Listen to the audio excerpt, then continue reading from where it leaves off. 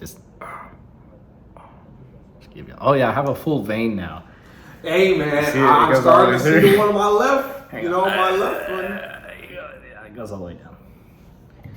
Little, hey, it's about the little wins sometimes, y'all.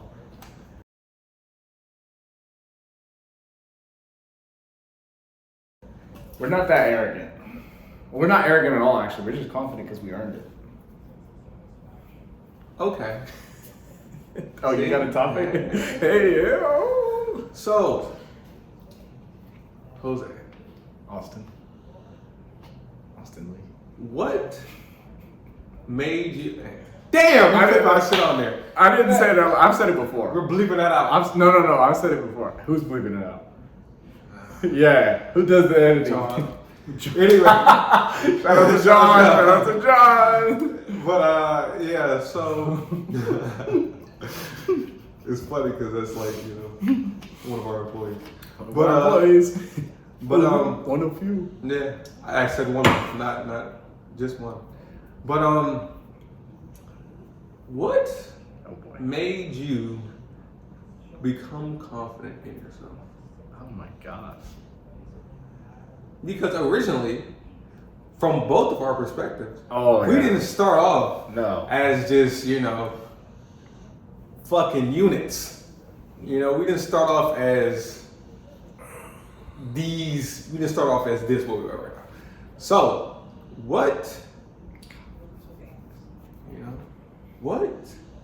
got you to the point of this level of confidence that you exude today? Because this from the Jose that I knew when I was growing up and the Austin that you knew when you were growing up, two totally different people. So what got you there?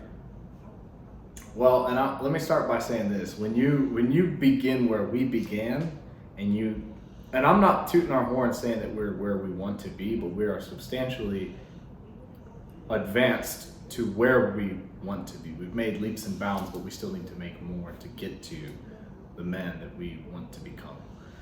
But once you've come from where we've come from and you've endured what we've endured, and your time scale is so long to get to from where we came to where we are, the results you have stick.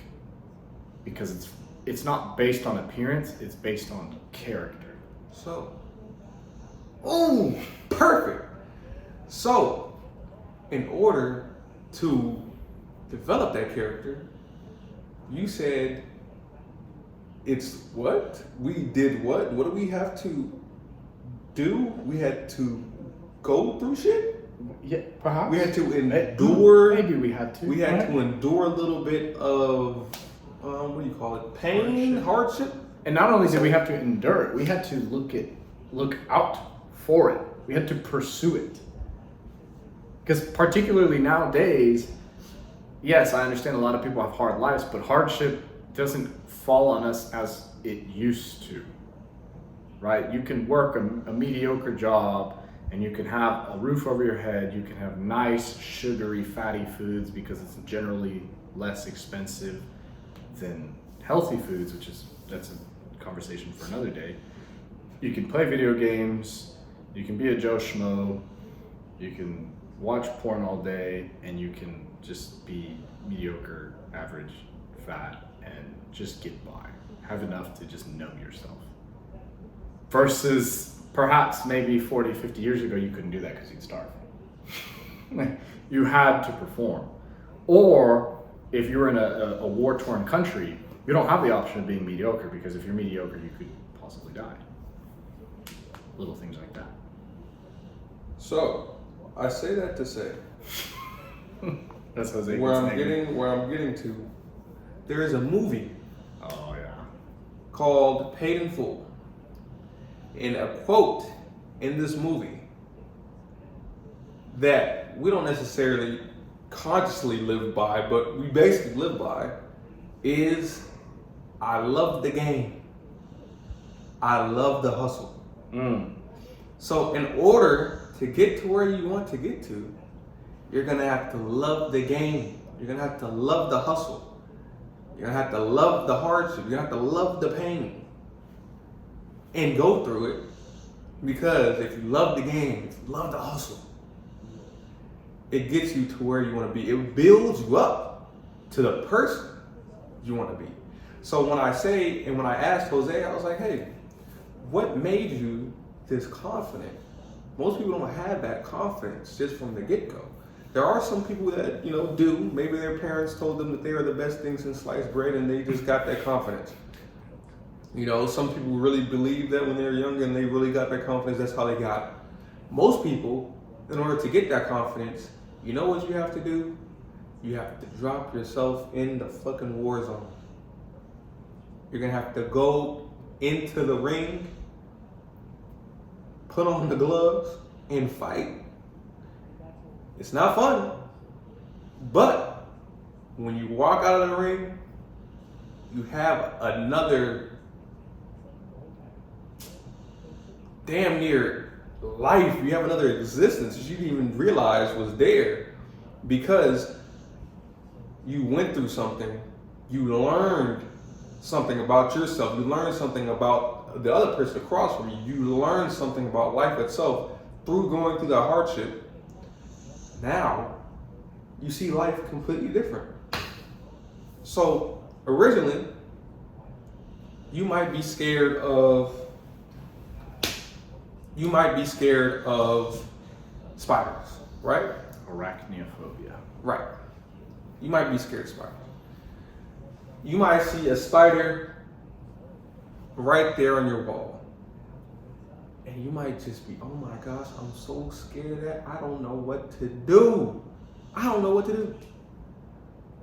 However, if you subject yourself to encountering spiders all the time, or if you were just in the position where you encountered spiders all the time, that fear of them would lessen and lessen. Because it's like, hey, I'm around this spider. It's not biting me. It's not crawling on me. It's not killing me with like venom or anything like that. Like, it's my homie. What's going on? Like, I'm walking towards the spider and it's actually walking away from me. Like, it's running away from me.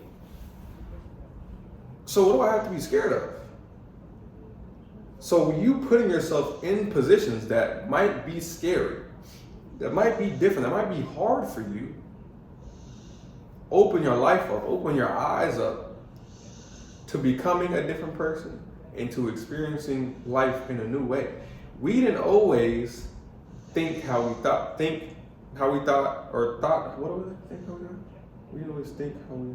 We didn't always think how we think now. Yeah, sure. We didn't always think how we think now. Because think how we thought is present to past. Yeah. We didn't always thought how we think, but you can't say that. Yeah. Fuck it. Yeah. We didn't always think this way. See, now you got me confused too. Damn. But we didn't always think the way we think now. Yes. And we didn't always look the way that we look now. We didn't always carry ourselves how we carry ourselves now. And the reason why we're able to do that now is because we went through a certain level of hardship. We have confidence to walk into a room and do certain things, talk to certain people, have meetings with certain people, because we went through things. Yep. It prepared us for that. Oh yeah. Then when it happened, we're good. Not scared of it anymore. We can do it like it, just the drop of a hat. We don't have to think about it. So there's a lot of people out there that I know that are watching this and that are just going through life in general that are scared to go through things that are tough. They're scared to take that extra class. They're scared to go have class with that hard professor who's known for failing people. They're scared to learn how to drive stick. They're scared to learn how to go in the gym and lift weights because they feel like they might get judged. They're scared to start their first LLC for a business that they've thought about for multiple years, and they're afraid to take a leap that literally costs them nothing but the startup cost of their LLC. Correct. So I'm speaking to you. Yes. So if you knew that everything that you hoped and dreamed for was on the other side of that pain, that initial pain, right? And you knew it wasn't going to kill you, would you do it? Most people don't think of shit like that. That's how we view shit. Is this shit gonna kill me? No, it's gonna suck a little bit. It's gonna be not fun for a little bit, you know? I'm not gonna enjoy life for a couple years, but like for decades after that, I'll be happy and like everybody around me will be fine. Yeah. See, this is how I think. I like to weigh the pros and cons. I like to, you know, I'm calculate. Napoleon Bonaparte says, "Victory is fleeting, but obscurity is forever." Exactly. Would you rather live short bursts of victory that you always have to work for in order to obtain it, or would you rather live a life in obscurity for eternity? But that's actually a quote from Marcus Aurelius talking about, where's your evidence that you cannot endure what you claim you cannot? Because if you are alive, that is proof enough that you can endure it. And if you're dead, then you've proven that you cannot endure it. So what do you lose? What do you lose? Either you can endure it and you're alive, or you're dead and you couldn't endure it. Like you can't. It's a win-win in a way, depending on how you look at it. I'm trying to think of all the instances, because there's a lot of things that I didn't think that I could do. You didn't think you could get jacked to the level you are now, and I did it. You didn't think you could get a six-pack that shows, but you have one. And I did it in a quicker time than what I thought it would take to do it. There was like a 4-month bulk period and then like a 2-month cut where Austin just got fucking bigger than me, and then he was like, let me get lean, and then now he's still cutting, but like now he has like visible 6-packs more than he's ever had before, and I'm like, okay. We're talking like 6 months. Most people look at that and be like, what are you taking, bro? And he's like, it's called 100 push-ups, 100 sit-ups, 100 squats every morning plus 2 more workouts throughout the day. Increase cardio, increase weights. I don't know what to tell you. All things that I didn't think that I could do, and all things that are currently not fun to go through. It's not easy. It's not easy to work out twice a day. It's not easy to do all these extra push-ups. It's not easy to do intermittent fasting and want to eat, from X time to Y time, but you can't do it. Like, it's not easy. I'm not saying that this is just some shit that's just going to be easy for you. No, I'm not going to say that. But I will say, it's definitely doable.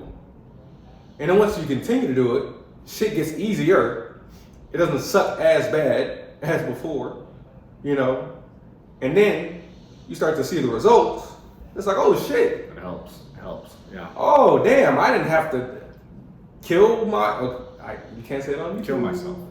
That's fine though. Kill myself is fine because it's self-inflicted. You're not killing anybody else. No, you can't talk about that. Okay, you don't have to torture yourself trying to, do this shit. Like, it's not something that's going to... Well, there's torture. Well, yeah, you do have to torture yourself. I don't have to decapitate myself. Yeah, I don't have different way of saying the same thing. I don't have to self-delete myself, Self-delete. That's what people... Delete around. Yeah, shout out to my hero. That's what people say. So, I don't have to do that. It's doable. It may not be fun for a small amount of time, but it's doable. Definitely. Shit. Why would you sit there and know something is doable and then be scared to do it or believe that you can't do it? If you saw Jose do something, which is damn near how I've been able to do anything in my fitness goals and shit like that, is I saw him do it. Some crazy shit. And he's like, hey, I'm doing this crazy shit. You should come do this crazy shit with me. And at first I'd be like, fuck no. Yeah, fuck you, Jose. I see the results. So if I see the results, I know it's not a facade. I know it's not something that he just came up with and he's just doing it just to do it and it's some bullshit that doesn't work. It works. So I'm like, oh shit, okay, fine. I'll try it out. I'll try working out this many times. I'll try intermittent fasting. I'll try working out like this. I'll try, XYZ. I'll try it. Tried it. Not only did I try it, I stayed with it. Mm-hmm. Results. Quick, fast, and a hurry. Almost right away. So it's proven. That's the best thing you do, honestly. Find somebody who's done what you want to do or doing what you want to do. Ask them, and they'll help you expedite the process. Because you didn't see my result. I've been doing this shit for what, 3 years? But I didn't dial everything in until the past year. Very true. And it wasn't until 2-3 months or 5-6 months ago where you're like, hey, how's this? And I was like, do this. And then you did it. And then 3 months ago, you're like, what about this? And I said, do it.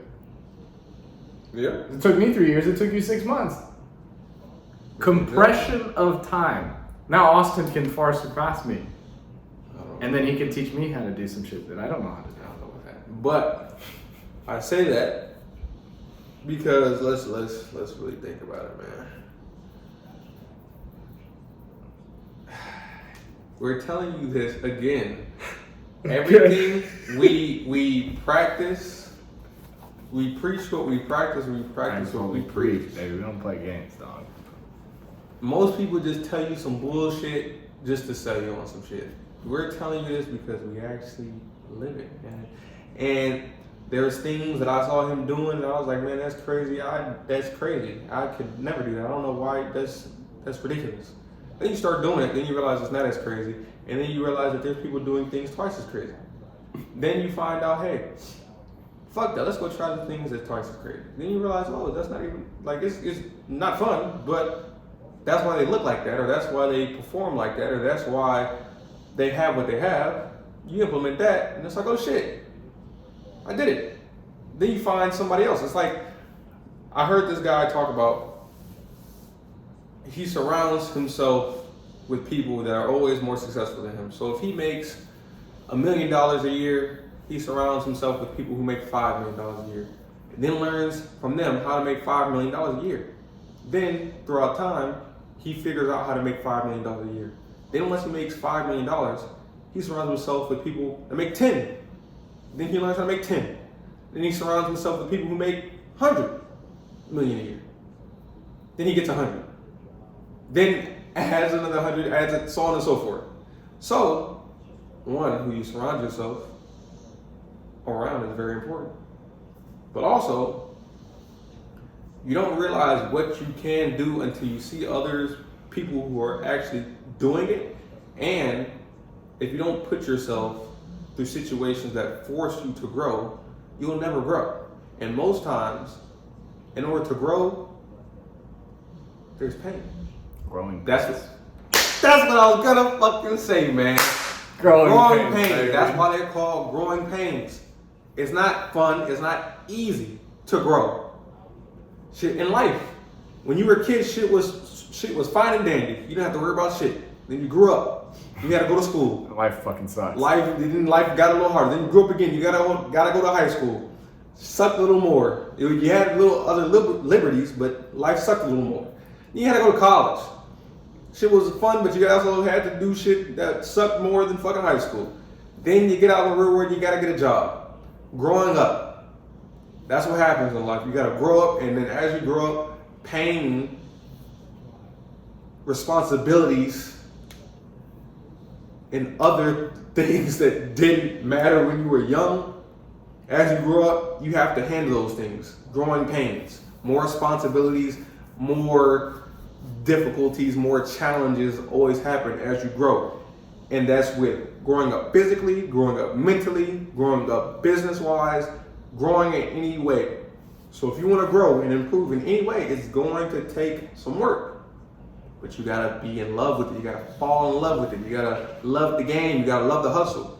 Because as we know, that this shit that we're doing isn't for naught. And for naught, meaning isn't for nothing, which is an old word that they used to use back in the day, not to mean nothing. What we're doing, the work that we're putting in, isn't for nothing. We know that whenever we work hard in something, whenever we have to stay back for fucking tutoring class or extra algebra work or pre-AP algebra 2 work or calculus, whatever the fucking work in high school, we stayed there, it sucked, you passed the test though. We work out, we go to the gym, work hard, whole body's cramping up after, you get bigger. You put in the work, you make a business, You really work money. Respect, reputation, network, connections. So it's not going to be easy, and we know that, but we know that if the shit's hard, and you said this a little while ago, if the shit's hard, that means we must be doing something right. We must be on the right path. If everything is going wrong. If everything is going wrong and this shit is turning out to be as difficult as some people said it was, we're probably on the right track. Because this is where everybody else will quit. So if it was easy, if this shit was too easy, everybody would be doing it. But if it's hard, then it's like, oh, you must be on the right track because this shit really sucks. It really fucking sucks. It sucks to the point to where people don't want to do this shit. I get it now. I understand why getting this money, why getting this body, why getting this amount of success, confidence, all that stuff. I understand why people who have it say how difficult it was for them to get it and why they act a certain way, because they deserved it. They earned the right to be there because they had to literally go through living hell to be there. I get it now. So, if your life is easy right now, you're probably heading down a path to Loserville. So, however, if shit is hard for you right now, don't view it as, oh man, life is so hard. I can't do this. Self-pity is the worst thing you could do. Keep going. Exactly. Because if it's hard, you're on the right path. Good for you. And if it's getting to where it's like, oh, this was hard, but now it's kind of becoming something second nature and I can just do it in my sleep. Full tilt. Go harder. Exactly. Make it harder. Find something else to do. If it's not difficult, you're not on the right path. And it's likely not worthwhile where you're headed. Damn, bro, you went off. That was like 20 minutes of Austin. I like it. Oh, shit. Should have taken notes, bro. No, you're good. I like it. I was like, I had so many things to say, and I was like, nah, I don't even have. It's like, that's good though. That's what I want. That's what I want. Because like I said, Austin doesn't speak necessarily that much in continuous statements. Especially not to everybody. I can, but he can. Yeah, it's not like he can't. But He just like, chooses not to most of the time. So when he actually does, like I said, he's like Master Shifu. No, Oogway. You're like just weaving wisdom and knowledge into your disciples in a way that they don't even understand. Even in that Kung Fu Panda? Yeah. Yeah, okay. Yeah. See? It's to be a G. That's what I'm saying. So y'all better fucking tune in. When Austin talks, tune the fuck in. When I talk, skip through it. Skip to when Austin talks, because that's like a better clarification. And this goes back, and I'm gonna finish here. So I might give the message to you in a way that you might like it. You might understand what I'm saying. It might make you feel all good and fuzzy inside. However, the method that might work the best and actually turn you from a loser to a winner is this guy. Because you know why? Because my message, the way I give it to you, might be easy to swallow.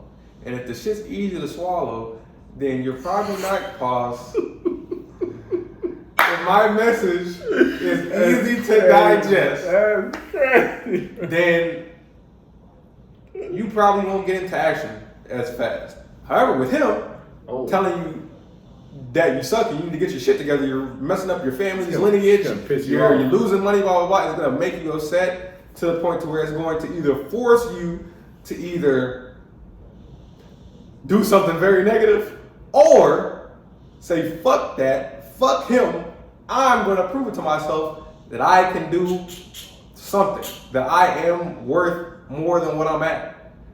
So I think I like that. Yes, and it goes to what we're saying. If it's difficult, you're on the right path. If he's giving you that message and it's difficult for you to hear, this is probably the guy that you need to hear this shit from and taking what he's saying and act on. I'm done. But you know what? That actually plays perfectly. That's a perfect summary of not only our characteristics and our personalities, but of how we operate in business. So in the EOS, the Entrepreneurial Operating System, there's a breakdown of how an organization, an entrepreneurial organization is structured, and at the highest level, there's the visionary. Under the visionary, there's the implementer. And Austin is the visionary, and I'm the implementer for the most part. So, and this also serves into our call signs, right? Austin's the AWAC, and I am the fighter jet.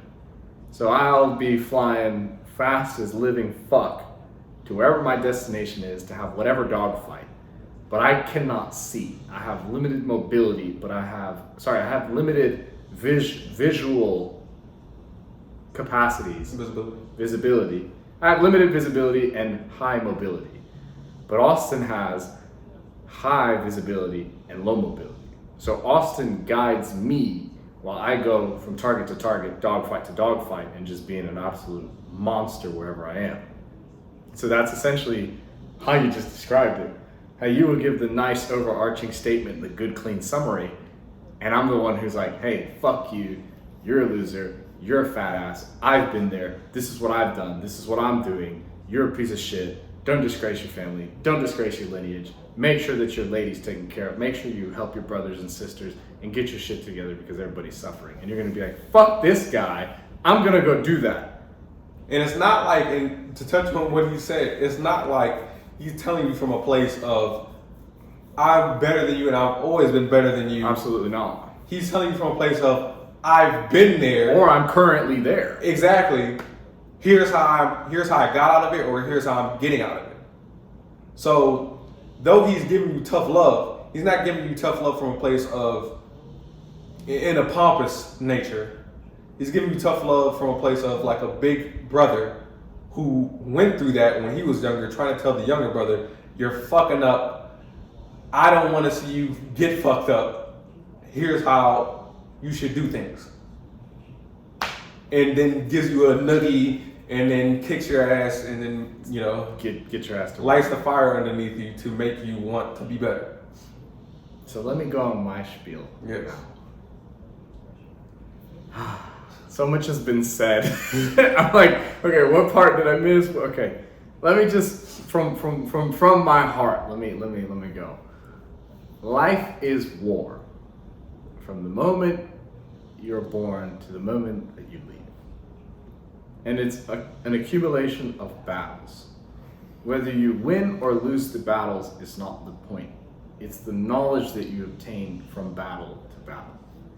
And we were talking about this earlier, and you already touched on it, that I said, if everything's going to shit, we're most likely heading in the right direction, because as Alex Hormozy says, this is what hard feels like, and this is where most people give up, and that's why most people don't win. And so, you know, Austin and I do 100 plus, because the number changes, 100 plus push-ups, sit-ups, and squats first thing in the morning, okay? The day that you go from 100 to 110 is not easy, but you bang out those extra 10 and you go, okay, I pushed my limit already. That's the first thing I did in the morning. After I woke up, made my bed, I did my push-ups, squats, and sit-ups, and then I brushed my fucking teeth, took a shower, whatever. But the point is, I already started the day off with a W, and I've already continued throughout my day-to-day routine. Now, what's the next thing throughout my day? When I see a little like a 1% improvement, as James Clear says, it's like, I forgot the statistic. It's 1.01 to the power of 365, and it's like you're 20-something percent, 80-something, I don't know the number. You improve a lot over the course of a year with a 1% improvement. So that day that you did 1% more in your exercise, you're most likely going to do 1% more in 1 to 2 other factors throughout your day, which means you're continuously improving. You can start a business and completely and utterly fail. But if you're forward thinking, you'll understand, okay, look, I lost this battle in the war of life. But just because I lost one battle, or multiple battles, or a series of battles, or an arc of battles, doesn't mean I've lost the war. Because, as we said earlier, proof that you can endure it is proof that you being alive is proof that you can endure it. So as long as you're alive, that means you can still focus on your next step. You can go 1 foot forward. So if you're forward thinking, say you fail horribly in this business, great. Mourn for a little bit, then turn around and sit there in your failure and understand, okay, why did I fail? what went wrong? How can I improve this going forward? How can I make sure that this doesn't happen the next time around? And so you're slowly building knowledge from every battle, whether it's a win or a loss, like I said, is unimportant. It's the knowledge that you obtain through the process. So every time I'm fasting for 72 hours, and in that 72-hour window, I will get 3 weighted workouts, 3 calisthenic workouts, and run 5 to 15 miles, depending on how my knees are feeling, within 72 hours, while still sleeping and while still running and operating. How many businesses, Austin? Exactly. And handling all the shit I need to do. I don't think of it as, oh, poor me, oh, this is hard. First off, anybody who does that willingly, I salute you. You're a badass. And there are people who do more crazy shit than me, and I want to grow up and be like you. But the point that I'm making is I'm already seeking out all that difficulty and then doing so. And I could be like, fuck, why am I doing this? This is pointless, this is meaningless. But then I remind myself, listen, I'm doing these things purposely to make myself better, stronger, smarter, and also have more mental clarity. And then I also use it in a way for spiritual purposes. But the point is, it's like every little component counts. Because then now when I'm fully hydrated, when I'm full of food, everything else is easy. Because I've already done it extremely harder when my body is completely fatigued, mentally, physically, emotionally, spiritually. I've just gassed. But you know what? I've done it. So now when shit hits the fan, we don't even flinch. Our heart rate doesn't even change, because it's like, hey, we've been through worse. Whether it be physically, mentally, emotionally, whatever it could be, we've been through worse. And we are right here being tested. And we will not break and we will not fail. Because why? It builds character. So you don't see, and I genuinely congratulate, and I'm proud of anybody and everybody who pushes themselves beyond the necessaries that they need to nowadays, because to a degree, it feels like you don't need to. And we understand that. We had this conversation when we were 18. We literally talked about this. We were like, the success and the situation that our ancestors and our parents have achieved and given us, is to the capacity where we could live a comfortable, well-off life doing the bare minimum. Why should we do more? That was a legitimate conversation we had, and we won't go down that tangent. But don't get it twisted. We understand the idea of complacency and wanting to just be comfortable. But I will tell you, it is not worth it. Like Napoleon Bonaparte said, a life of glory is fleeting and obscurity is forever. Would you rather want to live a lackluster, menial life where nobody remembers you and you have no impact on absolutely anybody? Or would you rather struggle against all odds and have fleeting moments of absolute achievement, where you can truly impact people, countries, nations, perhaps the whole world? But that's for you to decide.